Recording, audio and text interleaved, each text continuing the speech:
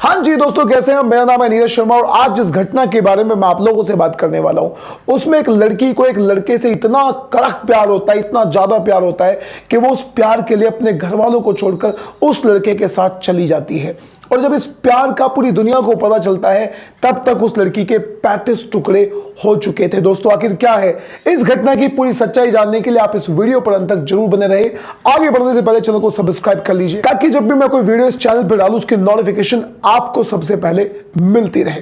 तो दोस्तों आज की सच्ची घटना को आगे बढ़ाने के लिए मैं आपको लेकर चलना चाहता हूं महाराष्ट्र के पालघर एरिया में, जहां पर एक श्रद्धा वाकर नाम की लड़की अपने पिता विकास वाकर के साथ रहा करती थी।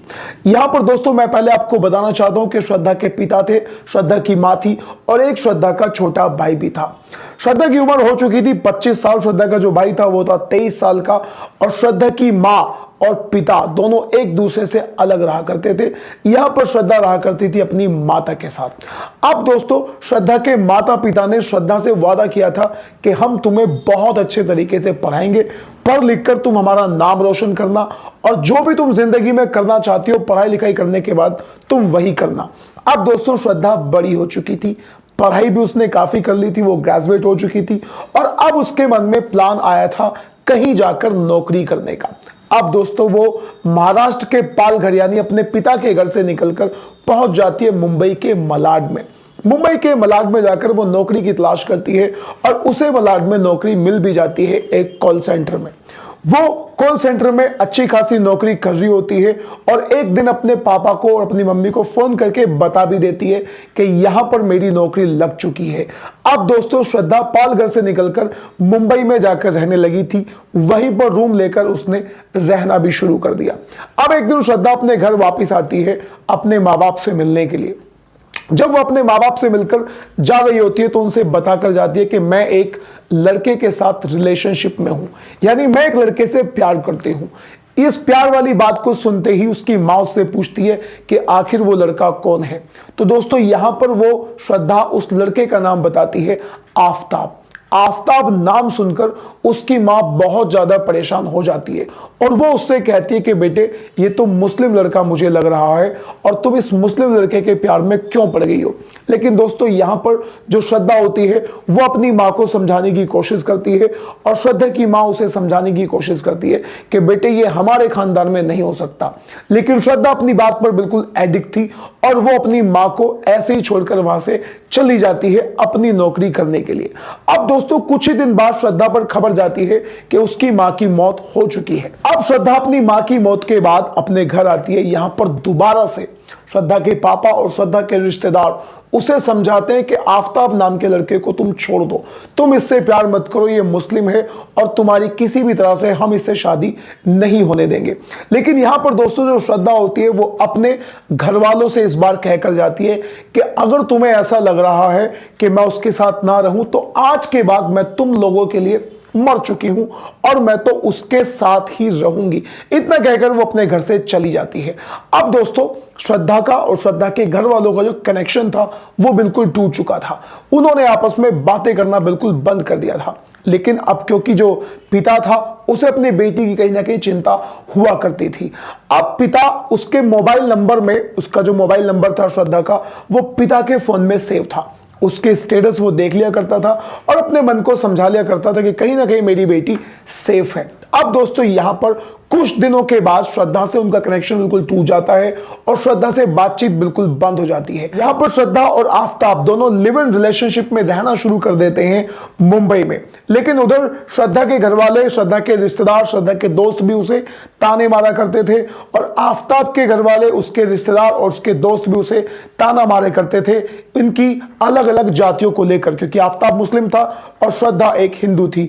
अब दोस्तों इन तानों से तंग आकर दोनों ने प्लान करा कि क्यों ना हम यहां से शिफ्ट होकर मुंबई में तो वो रहा करते थे, क्यों ना हम दिल्ली में जाकर नौकरी शुरू कर दें, वहां भी हमें अच्छी नौकरी मिल सकती है और इन तानों से भी छुटकारा हमें वहां जाकर मिल जाएगा। अब दोस्तों दोनों यही प्लानिंग करते हैं और 8 मई को ये लोग दिल्ली में आकर शिफ्ट हो जाते हैं और 15 मई को यहीं पर किराए का कमरा लेकर रहने लग जाते हैं। बड़े आराम से ये लोग अपना जीवन जी रहे थे। ये सब कुछ लग रहा था श्रद्धा के पिता को।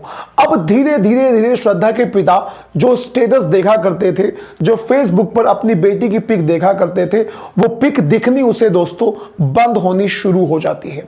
वो श्रद्धा के दोस्तों से कांटेक्ट करने की कोशिश करता है, आफताब से कांटेक्ट करने की कोशिश करता है, लेकिन कहीं भी उसका कांटेक्ट ना आफताब से होता, ना श्रद्धा से होता और ना ही श्रद्धा के किसी भी दोस्त से होता है।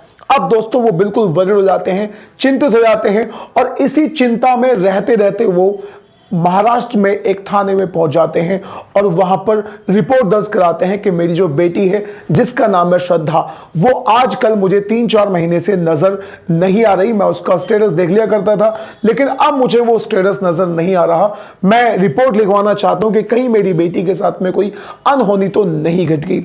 अब दोस्तों क्योंकि ये जो केस था, जो अब श्रद्धा और आफताब थे, ये रह रहे थे दिल्ली में, मुंबई पुलिस इस केस को दिल्ली पुलिस के हवाले कर देती है।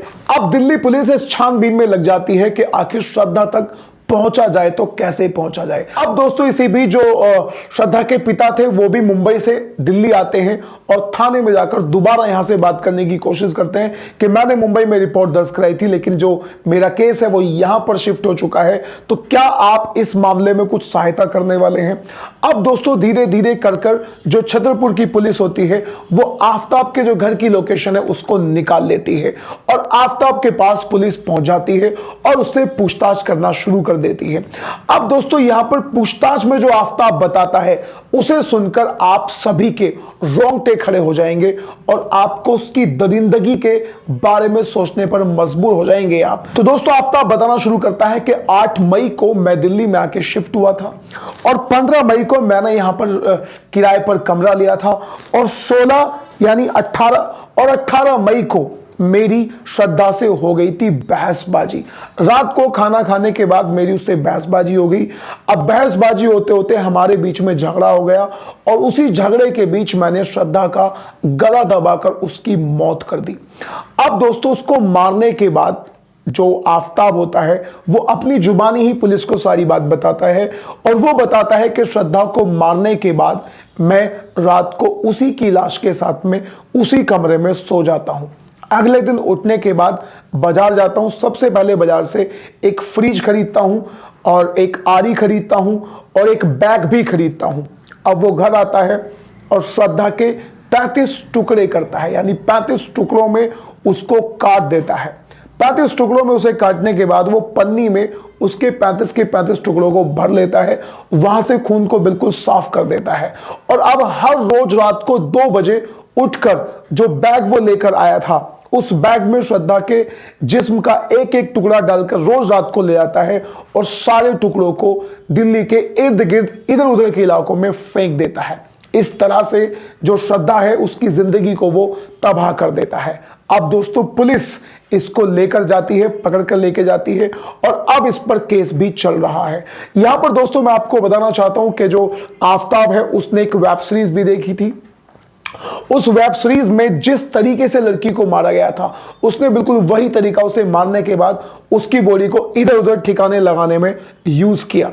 उसने गूगल पे सर्च भी करा था कि अगर किसी को मार दिया जाए तो खून कैसे वॉश करना है, खून को साफ कैसे करना है और उसकी बॉडी को ठिकाने कैसे लगाना है। तो दोस्तों ये थी श्रद्धा की मोहब्बत जो उसे मोहब्बत से 35 टुकड़ों तक ले गए, यानी उसके जिस्म के 35 टुकड़े भी कर दिए गए। तो दोस्तों इस घटना के बारे में आप लोग क्या कहना चाहते हैं, अपनी राय कमेंट बॉक्स में जरूर दें। अब हम मिलते हैं किसी अगली वीडियो में, तब तक के लिए नमस्कार।